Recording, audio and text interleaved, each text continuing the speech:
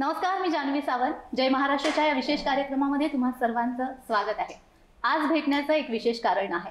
मराठीमध्ये वेगवेगळ्या विषयांचे वेगवेगळ्या धाटणीचे चित्रपट आता येऊ लागलेले आहेत आणि असाच एक चित्रपट 1 मे रोजी प्रदर्शित होणार आहे. चित्रपटाचं नाव आहे आता थांबायचं नाही. आणि याच चित्रपटाच्या निमित्ताने चित्रपटाची कास्ट आपल्यासोबत आहे. आपल्यासोबत आहेत the great director Ashutosh Gowariker sir. नमस्कार, तुमचं खूप खूप स्वागत आहे. आपल्यासोबत ऍक्टर डिरेक्टर शिवराज वायचळ आहे. खूप खूप स्वागत. आणि आपल्यासोबत अभिनेत्री किरण खोजे आहे. तुम्हा सर्वांचं खूप खूप स्वागत आहे. आणि सर्वात आधी आता थांबायचं नाहीसाठी खूप खूप शुभेच्छा. थँक्यू. पहिलाच प्रश्न, 2 डिरेक्टर एका फ्रेम मध्ये आहेत म्हणून डिरेक्ट करतानाचा अनुभव तुमचा खूप मोठा आहे, खूप दांडगा आहे. शिवराज पण आता डिरेक्ट करतो ही फिल्म, नवीन डिरेक्टर आहे. त्याच्यासोबत काम करण्याचा तुमचा एक्सपिरियन्स कसा होता? अप्रतिम होता. मला कधी वाटतं की कुठलाही दिग्दर्शक त्याची स्क्रिप्टवर किती पकड आहे ते खूप महत्त्वाचं असतं. आणि शिवराजच्या केसमध्ये काय झालं की तो आणि ओमकार या दोघांनी ती स्क्रिप्ट लिहिलेली आहे. त्यामुळे दोघंही खूप पिऊन राहिले होते स्क्रिप्टला. आणि काहीही प्रश्न विचारला तर त्यांच्याकडे उत्तर होती, कुठल्याही सीनची, कुठल्याही कॅरेक्टरची.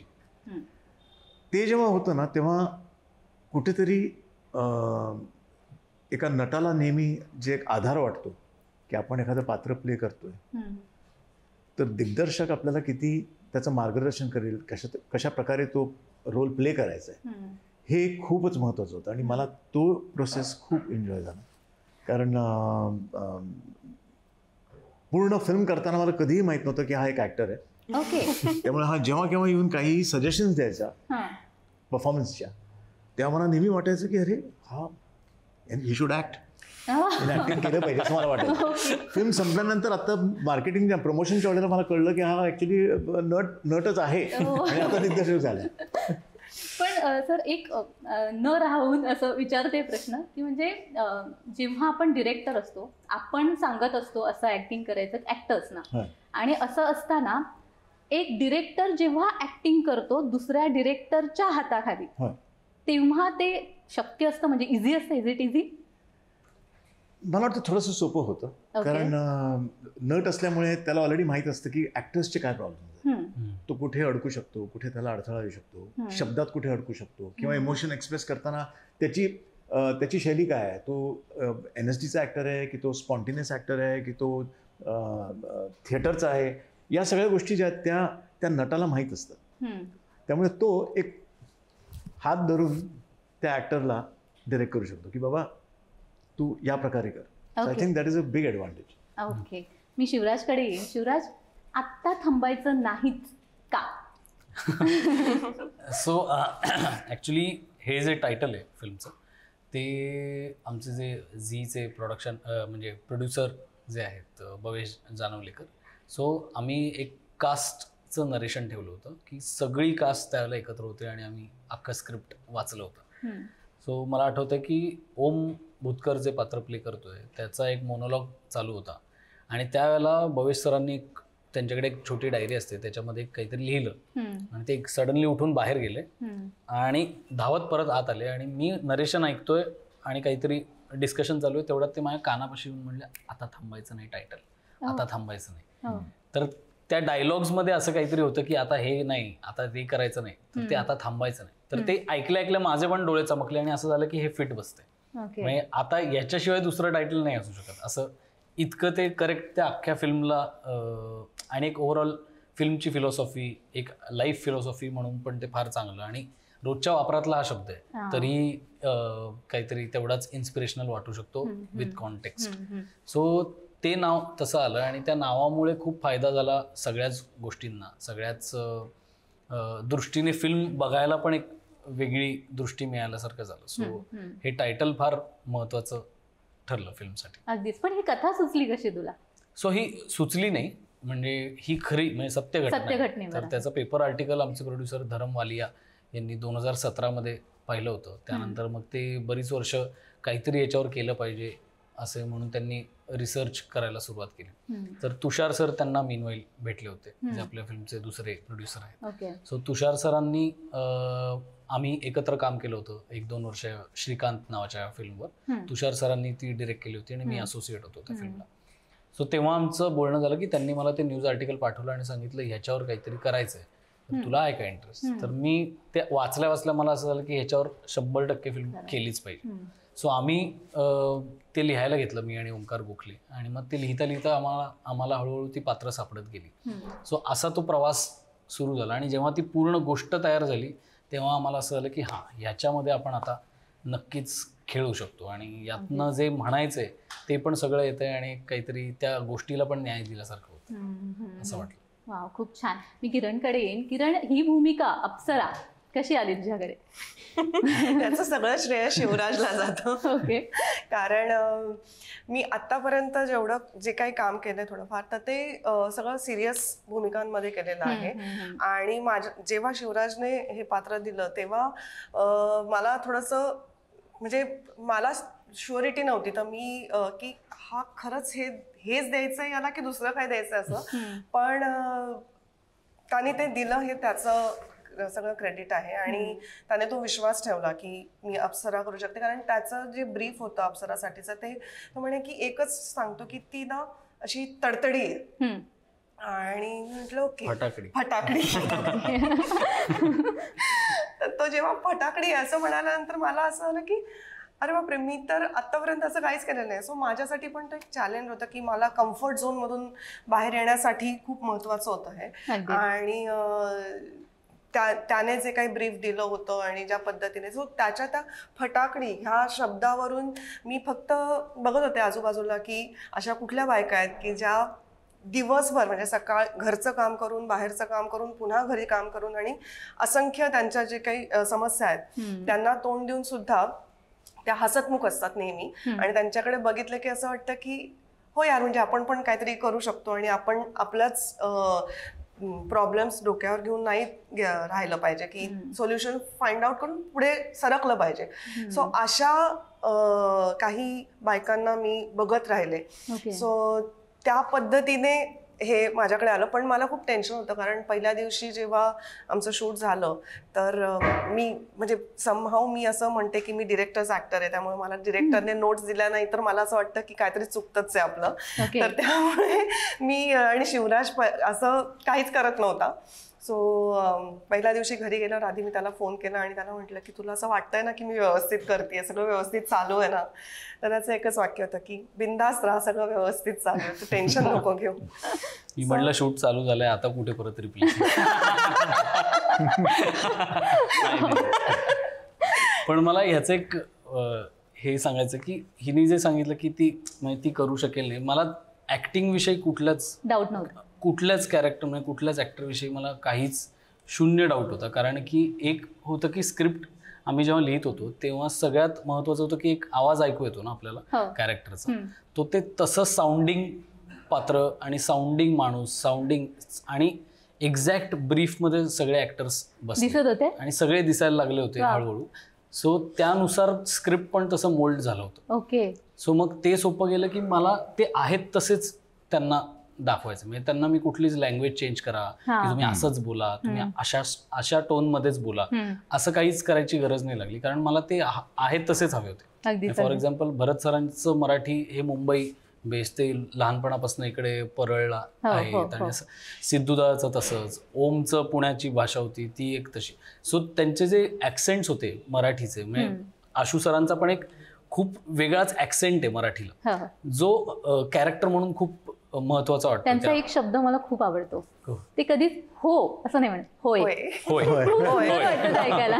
एक्झॅक्टली. सो या छोट्या छोट्या गोष्टींनी ती पात्र ओरिजिनल व्हायला लागतात. सो मला वाटलं की तो जो साऊंड आणि जो त्यांचा स्वतःचा आहे ना ॲज अन ॲक्टर, तो फार फिल्मला मदत करेल. कारण फिल्म सगळ्या पात्रांची आहे. सो ते जेवढे वेगवेगळे त्यांचे आवाज आहेत, वेगवेगळ्या पद्धतीचं मराठी ते बोलतात, तर त्यामुळे ते फार चांगलं या फिल्मला धरेल असं वाटलं होतं. ह्या पात्रांना तू कसं एकत्र आणलंस हे मी विचारणार आहे, पण त्याच्या आधी मी आशुतोष सरांकडे जाणार आहे की जेव्हा आता शिवराज डिरेक्ट करतोय फिल्म, तुम्ही ॲक्टर म्हणून काम करताय, पण तुम्ही तुमच्या डिरेक्टरच्या नजरेतून ही फिल्म तुम्ही कशी बघितली?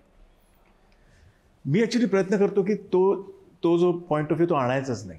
ओके ओके कारण मग त्यात ऍक्टरच राहायचं. ऍक्टरच राहायचं, अच्छा नाहीतर आपण गुरफटले जातो त्या. एक्झॅक्टली. आणि मग तुम्ही काय करता, मी फक्त रिॲक्ट करू शकतो की ही स्क्रीन प्ले, ही जी स्क्रिप्ट ही मला आवडली का, हा दिग्दर्शक मला आवडला का, हा प्रोड्युसर मला आवडला का, माझं पात्र मला आवडलं का, ह्या 4च गोष्टी आहेत.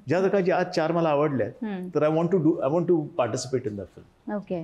पण डिरेक्टर्स पॉईंट ऑफ व्ह्यू मी कधीच मी स्विच ऑफच करतो ओके ओके. आणि कम्प्लिटली फक्त ऍक्टर म्हणून मी त्यात स्वतःला बाहून टाकतो. मग ही जी भूमिका आता पालिका आयुक्त अधिकारी, होय. तर ही भूमिका जेव्हा तुमच्याकडे आली तेव्हा तुम्ही काय विचार केला आणि ही भूमिका करण्यासाठी तुम्हाला काही वेगळे एफर्ट्स घ्यावे लागले?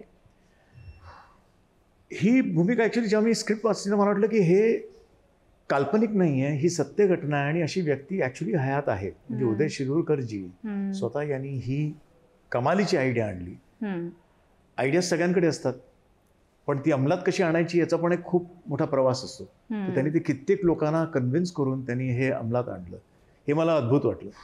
आणि ऑफकोर्स त्यांना भेटायची माझी इच्छा होती, पण इतकं सगळं फास्ट झालं की माझी त्यांची भेट मुहूर्तच्या दिवशीच झाली. ओके. मुहूर्तच्या वेळेला त्यांना भेटून जितकं मला त्यांच्याशी बोलता आलं, जाणून घेता आलं, त्याचा फायदा झाला. पण याने एक सांगितलं होतं की I don't have to necessarily play him in performance. माझी जी काही एक शैली आहे, माझी जी काही स्टाईल आहे जी त्याला आवडली आणि त्यासाठी त्याने मला कास्ट केलं, ती त्याला रिटेन करायची होती. म्हणजे मला दुसऱ्या कॅरेक्टरच्या getting under the skin of that character असं काही करायचं नव्हतं. ओके. तर थोडंसं ते थोडंसं सोपं होतं. पण मला स्वतःला खूप अभिमान वाटतो की मला या फिल्मचा भाग बनायला ही संधी मिळाली आणि मी खूप उत्सुक आहे लोकांना काय वाटतं फिल्म बघितल्यानंतर. पण शिरूरकरची भूमिका जेव्हा तुम्ही साकारत होता, खरंच हे इतकं डिफिकल्ट आहे की या सर्व कर्मचाऱ्यांना, पालिका कर्मचाऱ्यांना शिक्षणाकडे घेऊन जाणं, ते त्यांना ॲक्च्युअल करताना किती काय करावं लागलं असेल. आता आम्ही मूवीमध्ये दाखवतो तेव्हा तो एक वेगळा भाग, कारण आपण तो चित्रपटांसाठी एकत्र केलेला असतो. तुम्हाला ते काय आव्हान वाटलं की त्यांना त्यांच्या पुढे काय आव्हान असेल ते? सगळ्यांची वय आता शिक्षण ह्याची वय नाही. when I'm saying शिक्षण, सिस्टमाइज्ड शिक्षण जे असतं. आता परत शाळेत जाणं आणि ते पण रात्र शाळा आणि दिवसभर काम केल्यानंतर आम्हाला रात्रीची जी वेळ आहे ती आमची स्वतःची वेळ आहे. आम्ही तेव्हा तो आमचा आरामाचा वेळ आहे. त्यावेळेला तुम्ही आम्हाला परत काम करायला सांगणार, ते पण शिका, हे थोडं अवघड आहे लोकांना कळणं.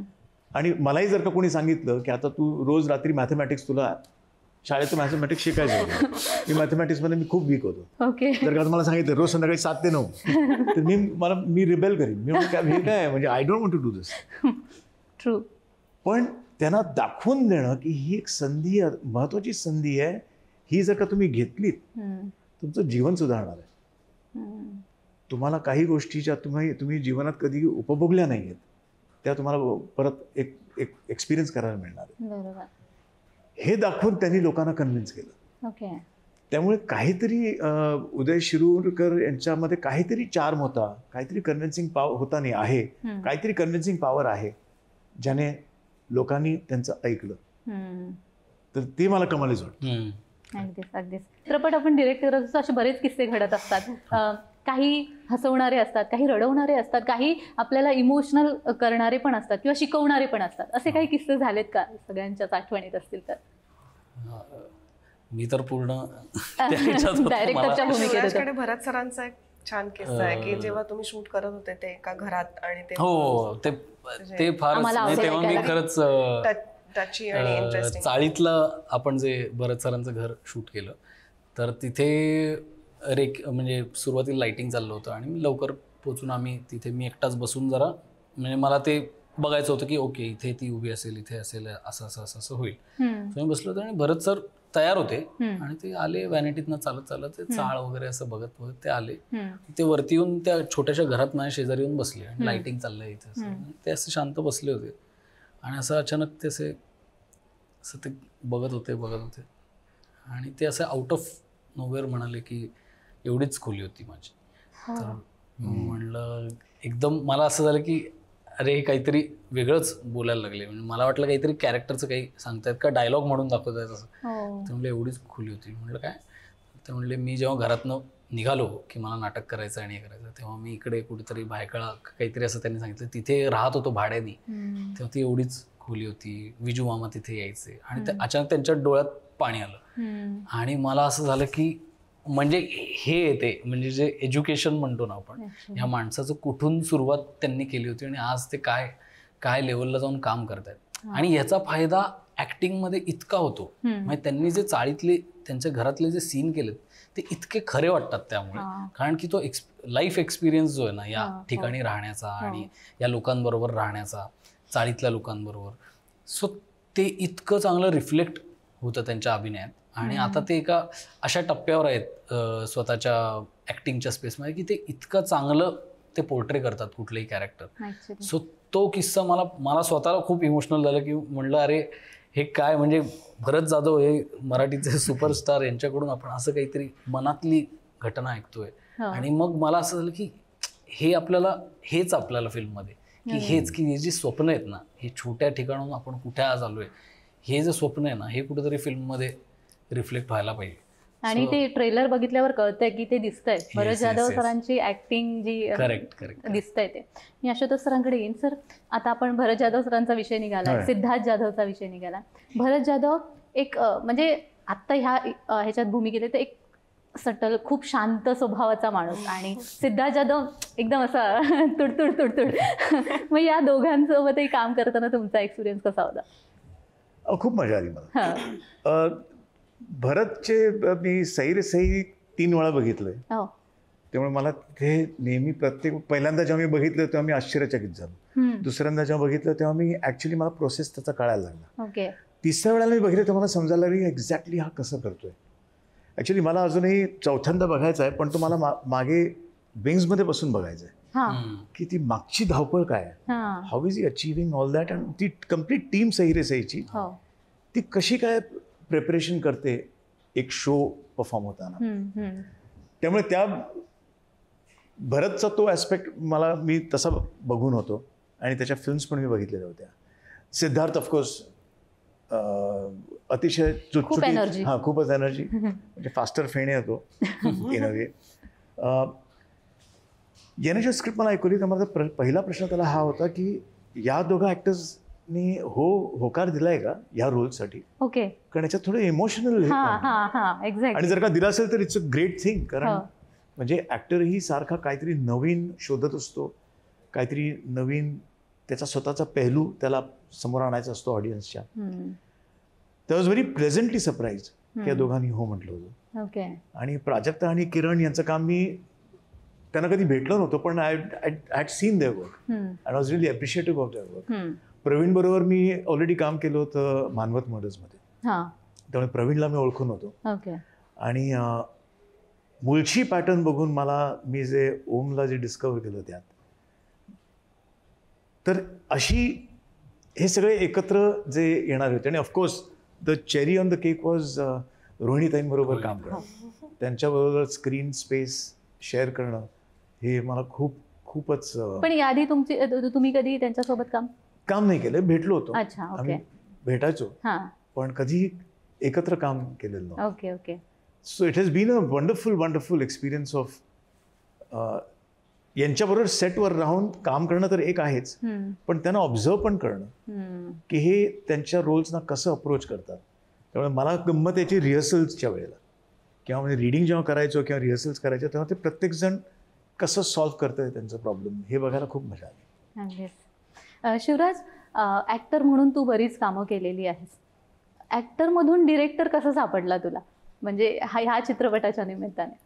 सो याची सुरुवात नाटकांपासून झाली की आम्ही पुण्यात आमचा ग्रुप काढला, मी सूरज पारसनेस आणि विराज स्कूलकडे. आम्ही तिघांनी एक थिएट्रॉन नावाचा आमचा ग्रुप काढला.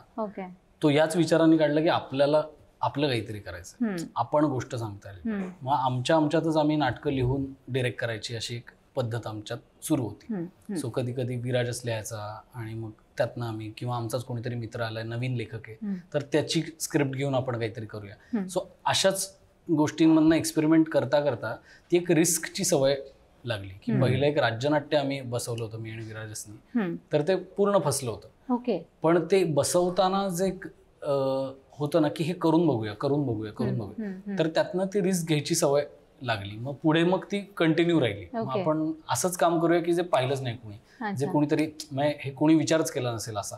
सो असंच काहीतरी करायची सवय लागली. मग नंतर कॉलेजचं नाटक बसवा, मग नंतर बाहेर येऊन एक नाटक बसवा. सो असं करत करत मग एक शॉर्ट फिल्म मी डिरेक्ट केली.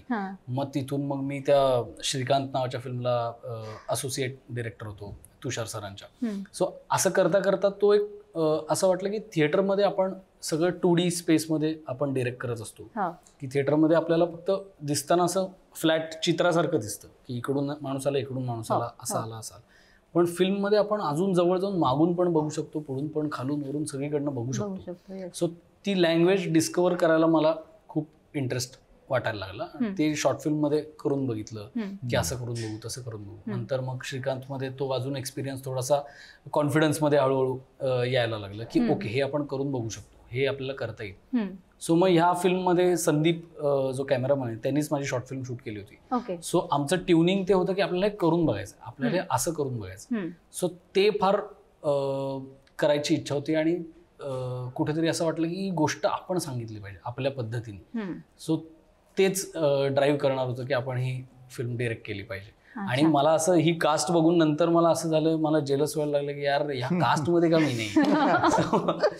इतकी जबरदस्त आणि सगळ्यांनी खूप चांगलं काम केलं. त्यामुळे असं म्हणजे एडिटमध्ये बघताना असं होतं की वा, म्हणजे काश मी या कास्टचा पण भाग असतो. आम्हाला ते जाणवायचं. म्हणजे अदर दॅन शूटिंग, म्हणजे लाइटिंग वगैरे जेव्हा चालू असायचं तेव्हा भरत सर, सिद्धार्थ सर, आम्ही सगळे स्टुडंट आम्ही जेव्हा बसलेलो असायचो, सो आमचं काही ना काही अशा गप्पा गोष्टी मध्ये मध्ये चालू असायच्या. आणि मध्येच, कारण भरत सर आणि सिद्धार्थ सरांकडे खूप छान छान किस्से ऐकण्यासारखे आणि ते म्हणजे सगळ्यांना असं पकडून ठेवणारे, बांधून ठेवणारे आणि असं अजिबात लेफ्ट आउट नाही वाटणार कोणाला, असं त्यांचा दोघांचा पण स्वभाव. मग ते आम्हाला असं काही काही किस्से सांगायचे आम्ही हसायचो. तेव्हा शिवराज असा कुठून तरी लाइटिंग चालू आहे, त्याचं डिस्कशन चालू आहे डीओपी सोबत, आणि मग यायचा, ए मला पण घ्या ना तुमच्यात, मला पण घ्या ना तुमच्यात, मला पण सांगा ना.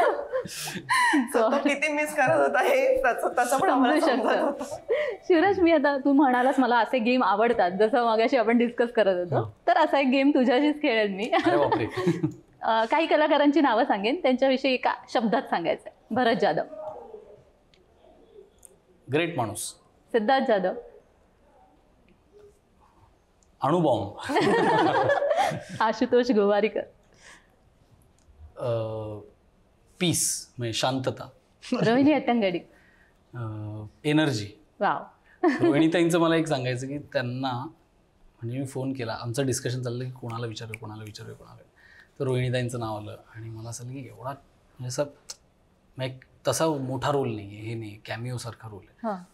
तर मी म्हटलं जाऊ दे, विचारून बघू काय. तर मग मी फोन केला, त्यांना सांगितलं असं असं फिल्म करतोय. आणि तर ते म्हणले, अरे तुझी फिल्म आहे ना, मी करीन ना, एकच दिवस आहे ना, येते मी. सो त्यांनी काहीही विचारलं नाही मला की काय आहे, कुणाचं पात्र काय करायचंय वगैरे, स्क्रिप्टही मागितलं नाही. ते म्हणले तुझी फिल्म आहे ना, पहिली फिल्म आहे ना, मग मी करते.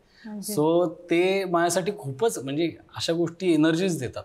अर्थात, आणि डायरेक्टर म्हणून तुझं यश आहे खरं. एक्झॅक्टली. म्हणजे असं वाटतं की हेच हवं असतं एका डिरेक्टरला, की ऍक्टरने विश्वास टाकणं त्यांच्यावर. अगदी. शेवटचा प्रश्न सर तुमच्यासाठी.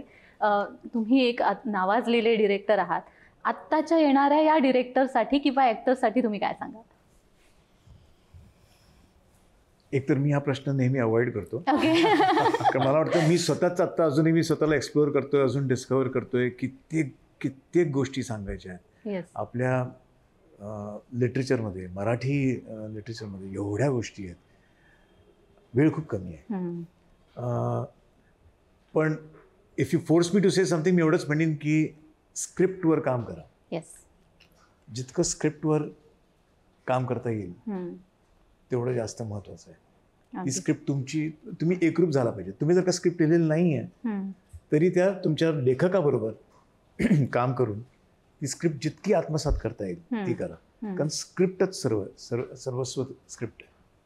अगदी. खूप छान वाटलं तुमच्याशी गप्पा मारून. आणि आता थांबायचं नाहीसाठी पुन्हा एकदा खूप खूप शुभेच्छा.